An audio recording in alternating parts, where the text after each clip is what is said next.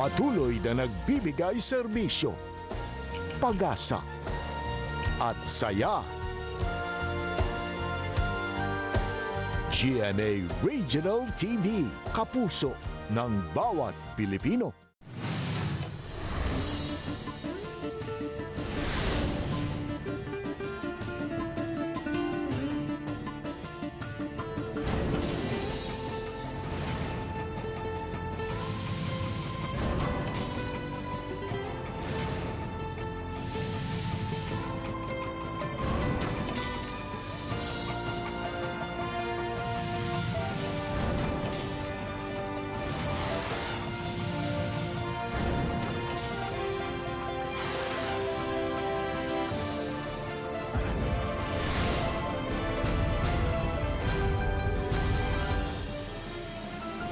Ang GMA Regional TV, Balitang Bisdak. Mayong hapon na kining inyong GMA Regional TV, Balitang Bisdak. Ang bugtong kasaligan, kasandigan o karangpan sa mga Bisaya. Ako si Bobby Nalsar. Nga maghatod sa labing dako ug mga nagunang balita nga may nungdanon sa Central ug Eastern Visayas ug live sa GMA Complex sa Dakbayan sa Sugbo. Ako si Alan Domingo. 2 anyos nga batang lalaki ang labing bata nga COVID-19 positive sa Mandawi City. Sa 20 kabagong COVID cases sa lalawigan sa Sugbo, 18 nini gikan sa CPDRC. Frontliner sa tambalanan sa Cebu City, unang kaso sa COVID-19 sa Lower Pakigni sa Minglanilla. Unang hugna sa SAP distribution sa DSWD. Ang mga wa maapil sa listahan ng indahay na lang. Usa ka personnel sa Lapu-Lapu City Jail, female dormitory, nagpositibo. Make-up look o pang-festival queen gown nga ginama sa quarantine pass o face mask.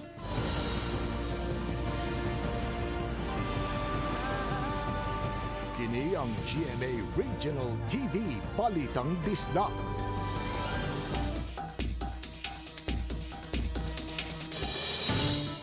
Dos anyos nga masuso, mo'y labing bata nga natala sa kaso sa COVID-19 sa Mandawi City. Samtang gipasalig sa syudad nga gihimo na ang mga lakang pag-contain sa sakit ug pag-lockdown sa mga apektado.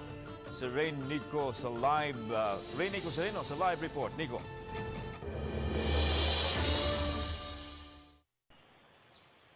Yes, Lan ug Bob, misaka na nga to sa 17 ang kumpirmado nga kaso sa COVID-19 sa Dakbayan sa Mandawi.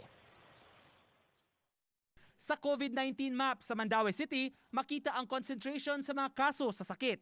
Mabantayan nga ang dunay labing daghan nga kaso ang barangay Kambaro nga may 8, upat usab sa kasuntingan. Samtang ang uban nakatala sa tag-usa ka kaso.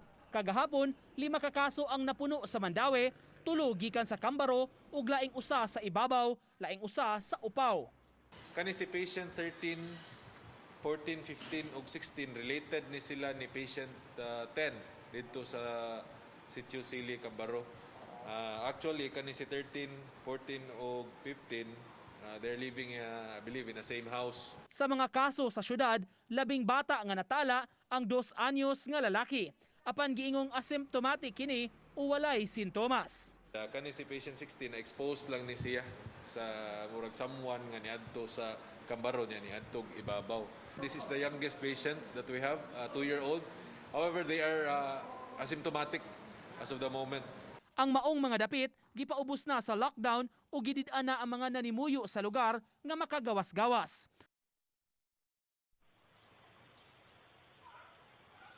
Bob, sa pagkakaroon gipaabot pasab ang resulta unya sa massive testing nga gihimo sa mga inmates o mga PDL sa Mandawi City Jail human dunay natala nga usa ka kaso didto. Gipaabot pasab ang resulta sa testing sa usa sa labing apektado nga lugar, ang Sitio Sili sa barangay Kambaro, lakip na ang pipila ka mga frontliners, mga barangay officials ug employees sa maong dapit. Bob.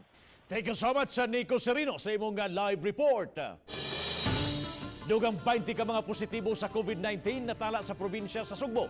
Duha ka nilang namatay. Samtang ang 18 nini, mga persons deprived of liberty PDL sa Cebu Provincial Detention and Rehabilitation Center CPDRC.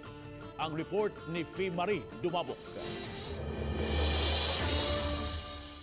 Gipahibaw ni Governor Gwendolyn Garcia atul sa press conference kagabi nga subsub nga contact tracing o pagpahigayon sa mga test ang gihimo sa mga lugar nga dunay natala nga nagpositibo sa COVID-19 sa probinsya sa Sugbo. Sa 18 ka mga PDL sa CPDRC nga nagpositibo, tulo kanila mga babay. Usa sa 18 taga Katmon namatay. Samtang kawani usab sa CPDRC nga taga Barangay Sambagdo sa Dakbayan sa Sugbo, nagpositibo usab. Tanan natong persons under monitoring, including karon kaning atong gipang isolate, they will be given massive doses of vitamin C. And then ato ni silang continuously paimno nato og kaning ginger nga tea or kanang salabat. And of course, they will be given time to have sunlight in the morning. Og nag-andam na tagtuob. Kanang tuob ito para steam inhalation. Laing nasuta nga positibo, taga Lower Pakigni sa lungsod sa Milanilla ug laing usa sa lungsod sa Daan Bantayan. Kinsa nasuta nga namatay usab. Gisusi pa sa Cebu Provincial Health Office ang background sa taga Milanilla ug Daan Bantayan. Dugang sa gobernador, lakip sa gimuan og aggressive contact tracing ug testing ang mga kakontak sa usa ka sari patient sa lungsod sa Bajan nga namatay apan wa pa na COVID test. Barangay health workers to be more aggressive in the monitoring of those nga mag-display og mga symptoms kaning ubo, sipon, hilanat. Uban ni Cleofer Lumayag, ako si Marie Dumabok, Balitang Bisdak. Usa ka personnel sa Lapu-Lapu City Jail female dormitory ang nagpositibo sa COVID-19. Samtang kanhi PDL sa Mandawi City Jail nga taga-poblasyon Lapu-Lapu City ang ikaduhang labing uhing nagpositibo sa COVID-19 sa Dakbayan. Siloan Mirondina sa report. Human migawas ang resulta sa COVID test kagahapon, gisubay dayon sa mga sakop sa crisis management team ang barangay poblasyon aron pag-disinfect ug pag-lockdown sa panimay sa usa ka lalaking kanhi PDL sa Mandawi City Jail. Gidala na ang naasoing PDL sa usa ka facility aron ma-isolate samtang gikuha usab sa taga-crisis management team ang usa ka personnel sa Lapu-Lapu City Jail female dorm kinsa nasutang nagpositibo usab sa COVID-19. Ang BJMP-7 pinaagi sa pakigalayon sa lokal nga kagamhanan sa Dakbayan sa Lapu-Lapu, mipahigayon og COVID test sa pipila ka mga personnel sa Lapu-Lapu City Jail. Before that, wala man ginay nag-present og symptom just to check katong mga support group nato atong gi-test og katong COVID. Sa pikas bahin, nakapangutana si Mayor Jonard Ahong Chan kung nganong nakasulod sa Dakbayan sa Lapu-Lapu ang kanhi PDL nga wala pa napaubos sa COVID test. Gibaw biya kang ingon ana dili na lang mo check ang ato ang mga pulis o nagsakay siya sa service sa BGMP. Sige ihat-yat bawa ta kibaw abi na lang inmates nga ibalhin. Matod sa panguho sa Health Service sa BJMP-7, nga una nang nakalaya ang naasoing PDL sa wala pa mogawas ang bag-ong guidelines sa angayang buhaton kung ugaling adunay mga PDL nga mulaya. Base sa record sa Mandawi City Jail, Abril 23 nakalaya ang naasoing PDL, samtang pagka-Abril 27 na napagawas ang naasoing protocol. Before nato i-release nga naagid na sila swab, but prior to that katong siya nga certain nga na nalaya nato nga PDL, wala pa to siya makuha og swabbing but na adto siya sa iyang barangay diha na siya nakuha og testing. Ubos sa bagong protocol, gikinahanglan unang mapaubos sa COVID test ang mga PDL nga gikatakda ng mulaya. Ug samtang wala pa ang resulta, gikinahanglan una silang i-isolate aron masiguro nga sa pagbalik nila sa komunidad, wala sila matakbuyi sa COVID-19. Sa pagkakaroon, aduna nay 214 cases nga natala ang BJMP Region 7, diin 25 niini mga personnel, samtang 187 ang mga PDL ug adunay laing duha. Uban ni Godfrey Luan Mirondina, Balitang Bisdak. Gisugdan ang distribution sa unconditional cash transfer UCT beneficiary sa Mandawi City karong adlawa. Apan ang kontrobersyal nga social amelioration program wa pa masugdan og apod-apod. Si Nico Serino sa report. Busy ang City Treasurer's Office sa Mandawi sa releasing sa pondo alang sa unconditional cash transfer o UCT. Ang mga staff gipasulob og full PPE agi og proteksyon sa ilang pag-adto sa kabarangayan alang sa distribution. Paglikay usab kini ugaling dunay benepisyaryo nga posibleng mataptan sa kagaw. Gwardyado hinuon ang mga personnel sa mga PNP ug AFP sa pag-release sa kwarta. Rather went to err in the side of caution and really dressed up my staff in full PPEs. Okay, para po to protect them and to protect the community that they will be interacting. UCT pa hinuon ang giapod-apod karon ug wala pa ang sa Social Amelioration Program usap. Matod sa City Treasurer, kahuwat pa sila sa kumpleto nga payroll gikan sa DSWD, una kini masugdan. Sa Mandaue City, may kapin sa 50,000 ang benepisyaryo sa SAP nga makadawat og 6,000 pesos. Wagpata na abdan din o payroll. As of 2 days ago, when we had a meeting, all the beneficiaries are still for audit by the DSWD. Sa Barangay Tipolo, naabta namo kaganiha nga nagkugi og pila sa Barangay Hall ang mga UCT beneficiaries. Gisiguro hinuon nga mapatuman ang social distancing sa distribution. Sama sa SAP, 6,000 ang ilang madawat. Ako rin nagtrabaho, minimum ra akong sildo. Ako kay nagtabang. Magamit yun ni sir, oy, palit ni og bugas, ana nya igahin-gahin sa sunod adlaw, palit-palit og unsay kinahanglan. Uban ni June Sulon, Nico Sereno, Balitang Bisdak. Deadline karon sa pagpangapod-apod sa Social Amelioration Program kon SAP. Daghan unta ang nahinaot nga makadawat apan wa malagip sa talaan sa mga beneficiary. Ania report. Sa Barangay Tihero nangadto ang mga tao aron magpalista alang sa Social Amelioration Program. Wa na sila kahuwat nga tuon silang Pinoyanan. Sa Barangay Tinago, dayag kaayo ang ilang miserabling kahimtang nga nagkinahanglan gyud og ayuda. Ang umaga di Manang Marsila ang nalista isip SAP beneficiary. Busa nang hinaot siya nga madakip unta nga mahatagan og ayuda.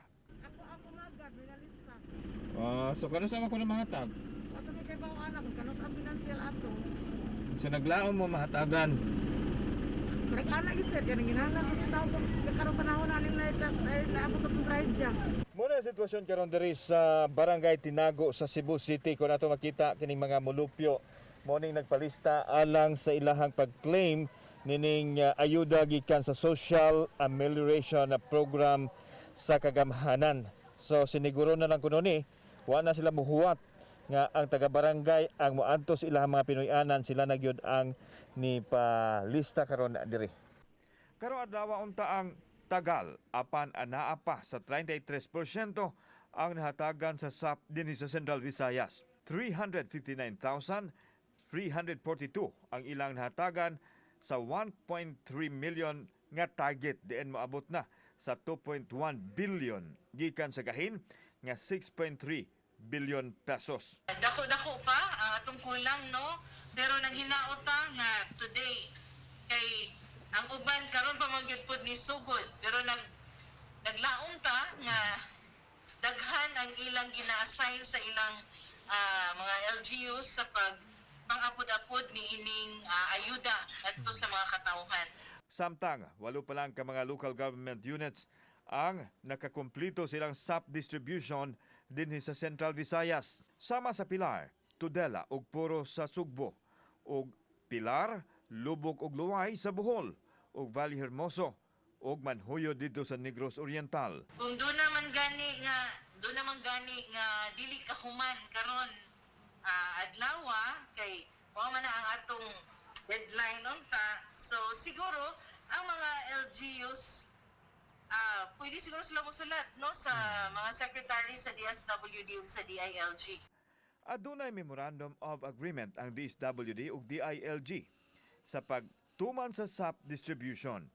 Gilugwayan hinuon og 7 ka adlaw ang dakbayan sa Sugbo samtang 4 sa ubang LGU nga makapang-apod-apod sa SAP. Base usab sa impormasyon gikan sa DILG Office Region 7. Kauban si Marlon Melgaso, ako si Alan Domingo. Balitang Bisdak. Frontliners sa katambalanan sa Dakbayan Sugbo mo'y unang labing COVID-19 positive sa lungsod sa Minglanilla. Si Lian Singkulan sa report. O din taga Pakigni, Lower Pakigni, Sitio Patima. Gipahibaw ni Mayor Ilanito Peña nga ang COVID-19 positive taga barangay Lower Pakigni sa ilang lungsod. Usa kini ka frontliner sa usa ka ospital sa syudad sa Sugbo. April 23 niuli na siya diri, and then nibalik siya dito sa iyahang sa hospital April 26 nga dito na siya na-admit diretso. Mato ni Dr. May Vicente, medical officer sa Rural Health Unit 2, nga ipaswab test ang tulo ka mga tao nga adunay direktang kontak sa maong pasyente. Naglakip kini sa iyang hinigugma, igsuon ug labandera sa pasyente. Nakordon na usab ang ilang panimalay. Samtang mipagawas na og executive order ang mayor, diin na paubos na sa lockdown ang dapit. Hatdan usab og mga pagkaon ang mga tao sa dapit nga apektado sa lockdown. Karon amo nang gikuan, close na gordo na namo, lockdown ang Sitio Patima. Upon contact tracing, ang katong mga direct nag-positive, and then pag contact tracing namo, daghan siyang ani nga period, daghan siyang na tuyok-tuyok siya ana nga area, and then naa say symptoms of early at nga area, possible gyud mo himo mi og massive testing or mass testing. Higpit na usab nga gibantayan ang dapit sa mga pulis o sa mga taga-barangay hall. Uban ni Renate Quiñones, Lian Singkulan, Balitang Bisdak. Samtang wala pa'y resulta sa upat ka mga gipang swab test nga taga-barangay San Roque Dakbayan sa Talisay. Kinumduman nga gi-swab test ang anak nga miduaw sa usa ka barangay sa Dakbayan sa Sugbo, bisan kuna sayod kini nga positibo sa COVID-19 ang iyang ginikanan.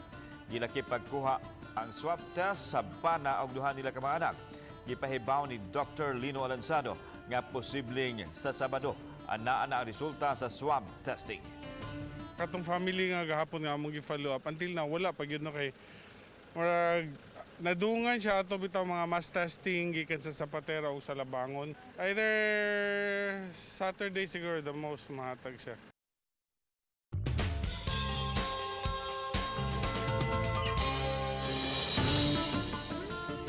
Ning panahon sa krisis, di gayon mawagtang ang mga maayong tao. Sayra na karon ang ilang gibuhat nga pamaagi aron makahatag og mabahinan sa grasya ang isig ka tawo. Ani ang report ni Lian Singkulan. Wow, salamat kayo kuya. Bisan og igo lang kanila ang grasya nga nadawat, wa gyapon sila magduha-duha nga magpaambit ni ini sa uban. Sama na lang sa nag-viral nga post ni Don Paulo Rodriguez nga nagpakita sa kaayo sa usa ka mag-uuma didto sa Negros Oriental. Si Joseph Rocamora mihatag og sagi nga saba ngadto sa mga frontliners sa checkpoint. Wow, salamat kayo kuya. Samtang laing hashtag spread kindness ang gihimo sa mga residente sa usa ka barangay sa lungsod sa Minglanilla. Sila mismo ang nangunay og hatod sa mga hinabang gikan sa ilang gipamalit nga mga groceries sa magtiayon nga medyo lisod gyud ang kahimtang. Ang maong magtiayon kasamtangang anaa sa usa ka junk shop diin nakapark ang ilang tricycle nga maoy gihimong Pinoy-anan. Giipon sa mga residente ang ilang mga groceries o gihatdan ang magtiayon sa ilang konsumo. Salamat kayo sa grasya gihatag namo. Naman buligan sa Ginoo itaw taga-asa gabas ko salamat. Maing lawas. Siya nga ilang nadawat itaw. Ning panahon sa krisis mga kapuso, gipamatud-an gayud sa uban nga bisan og dili man sila hilabihan kaadunahan ming hashtag spread kindness gihapon aron makatabang sa labing nanginahanglan. Lian Singkulan, Balitang Bisdak. Mamahimo nang magamit alang sa mga persons under monitoring ang quarantine facility nga nahimutang sa Barangay Lagtang. Mga pasyenteng influenza-like illness mapahiluna gihapon apan sa lahi nga lawak ug ang uban sa Talisay City District Hospital. Samtang ang mga COVID-19 positive nga ubos sa severe acute respiratory infection ibutang sa mga tertiary hospital. Stay-at-home kits ihatag sa syudad apan kuhaon usab ang ECQ pass sa mga residente sa mga lugar nga gipang lockdown aron way katarungan nga makagawas-gawas sila. Panawagan lang sa syudad sa mga nanimuyo sa maong dapit nga mukooperar. Local Water Utilities Administration, distributors of suppliers, giawhag sa Cebu Provincial Board nga iangan-angan lang una ang pagpaningil sa ilang mga konsumidor. Apil nga napalabang sa resolution sa online session sa Junta Provincial ang hangyo nga muhatag og discount sa bayranan sa tubig.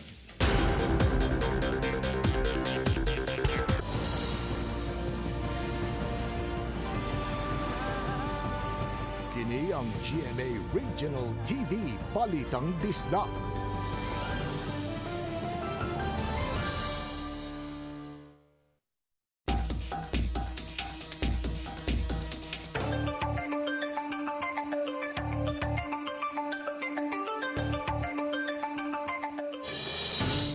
Aron subling tugutan nga makabalik o maka-operate ang pipila ka mga establishment o paglibkas na unya sa enhanced community quarantine, mga trabahante sa asoy mga establishmento gikinahanglang mapaubos sa COVID test. Si Luan Mirondina sa report. Karong Mayo 4, sugda na ang mass testing sa mga barangay nga may natalang mga konfirmadong kaso sa COVID-19. Prioridad nga mapaubos sa COVID test kadtong nagpuyo sulod sa red zone ug orange zone. Ayaw kahadlok kay kasagaran, asymptomatic o katong mga asymptomatic nga mga patient naka-recover sila. Ang uban nanguli na. Gitata usab sa mayor nga gikinahanglang mapaubos usab sa COVID test ang mga kawani sa mga establishmento nga buot mo operate og balik. Ang pagpaubos sa COVID test sa mga kawani abagahon sa kompanya ug sa establishmento. The protocol is test ka, once negative, you can operate. Unya, ang may tabo, after a month, mo nang mag-random na ta. Si Mayor Jonard Ahong Chan wala mo hatag og petsa kung kanus-a kutob ang extension sa enhanced community quarantine sa Dakbayan. Apan gitinguha sa Dakbayan nga kung ugaling maila na ang mga nagpositibo ug ma-isolate na ug matambalan, inanay nang mapaubos ang Dakbayan sa general community quarantine. Hindi kita maka-GCQ, no?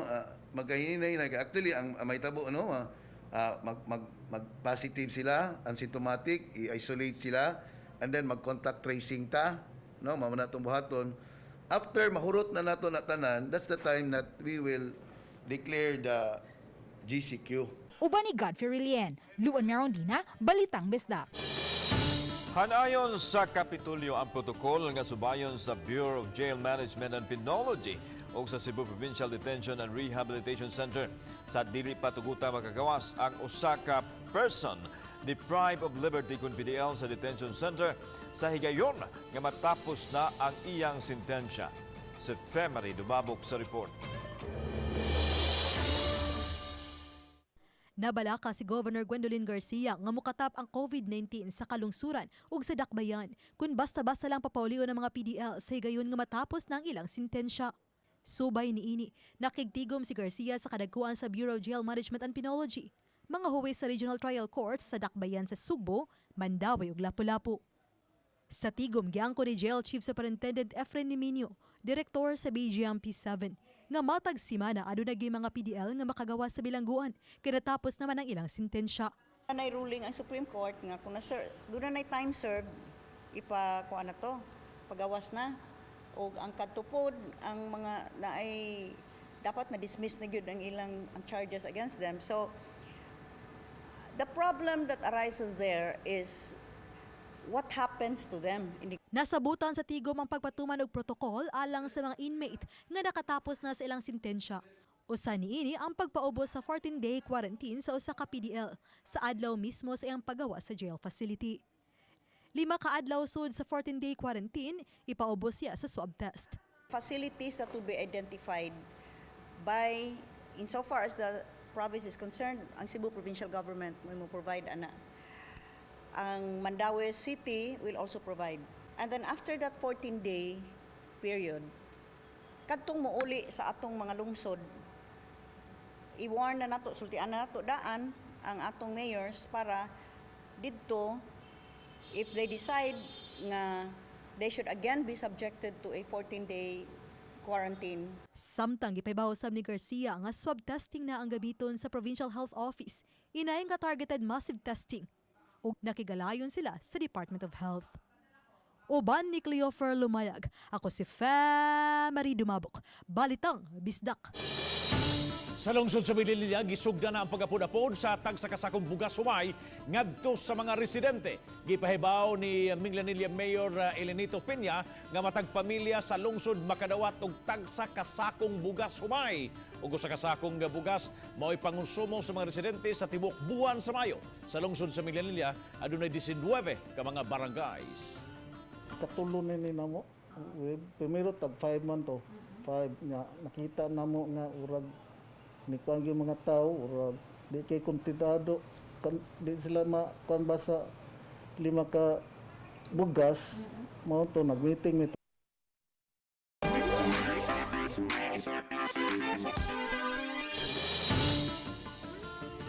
Mga kapuso, lahira kining fantasy makeup look o pang festival queen nga gown nga gibida sa usa ka subuan og makeup artist nga si Jana Fernand. Look do diya ang headdress nga gihulagway niini nga virus. Diin gipataptan sa mga quarantine pass o mga face mask. Diha sa iyahang gown gipatapdan og mga pahimangno sa pagstay at home, mga slogan ug mga mandato sa paglikay sa COVID-19 virus. Ug aduna say mga botelya sa alcohol. Anaa usab ang pagpahinumdom sa social distancing ug uban pang mensahe karabot sa COVID-19. Ang maong hulagway ang entry ni Jana alang sa Miss Gay COVID-19 costume competition. Sa pahugyaw nga post ni ini, virus ra maoy naa sa akong ulo, asa ang corona.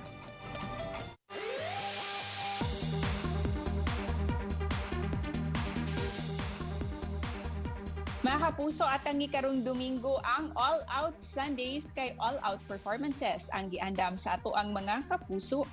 Sa labing unang higayon, ang All Out Sundays bulingaw na pagbalik sa mga kapuso sa tibuok nasod pinaagi sa first no contact show ug labing unang Philippine TV show nga mogamit sa Zoom alang sa online show.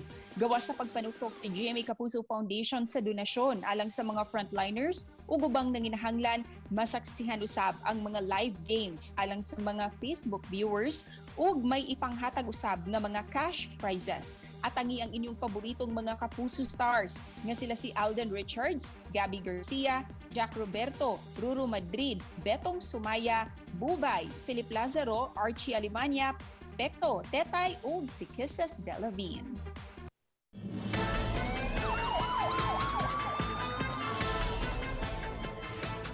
O sa kanhi kapulisan nasikop human magpakaroon ingnon ng frontliner.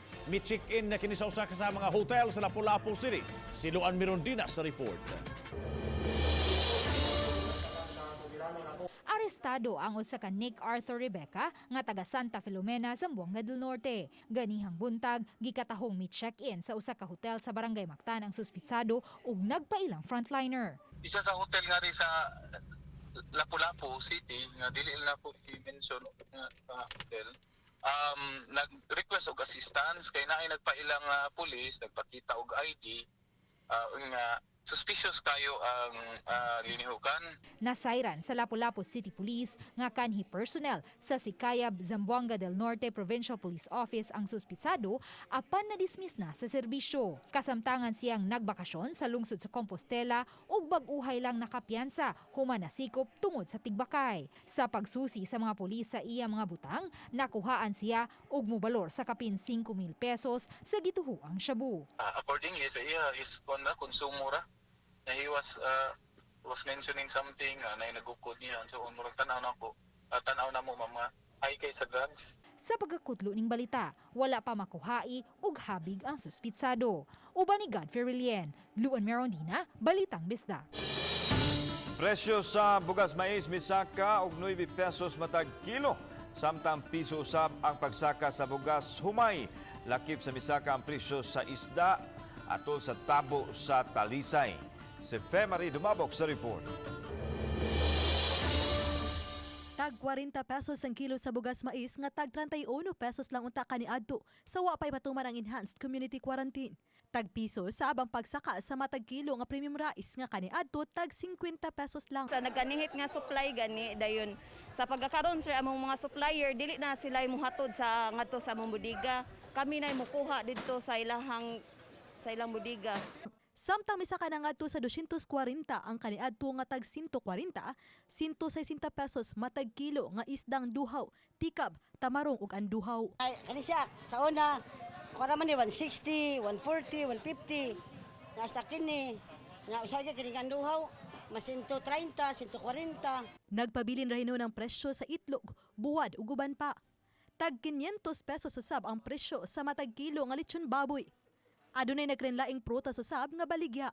Si Eileen Presores na malit og lamas, may gasto na og 400 pesos. Lamas na siya, mga sibuyas bombay, talong, kalbasa, og kamatis. Puno lang siya lamas. Uban ni Renate Quiñones. Ako si Marie Dumabok, Balitang Bisdak. Nakatigom og 11.7 milyon ka pesos ang kapulisan dito sa Central Visayas nga itampo nila pagtabang sa mga kabo sa grabing napiktuhan karon sa krisis sa COVID-19. Ang maong kantidad nga natigom sa Pilar 7 Amigo Cups Adapt a Family Program sukad gilusan ni atong Marso 17 hangtod sa Abril 24. Matod ni Police Brigadier General Albert Ignatius Ferro nga gikan kinis kaugalingong bulsa sa mga membros kapulisan sa Pilar 7, mga grupo nga nagpakabana og sa sektor usab sa mga negosyante. Gikatakdang ipada kini ngadto sa PNP National Headquarters ang naktigom nga kapinusab sa 200 milyones ka pesos kiniisip suporta sa programa sa presidente nga pagtabang sa mga tao nga napiktuhan sa COVID-19 crisis. Daghang salamat sa mga kapuso nato apil lang na sa gawas sa nasod nga nigisayod sa mga dagkung o mga nagunang balita sa rehiyon. Ako si Alan Domingo. Ang inyong balita, ang among balita, tungod kay matag lokal nga balita, mahinungdanon. Kini ang inyong GMA Regional TV, Balitang Bisdak, buong puso para sa Pilipinas. Ako si Bambino Alsaro, maayong hapon mga kapuso.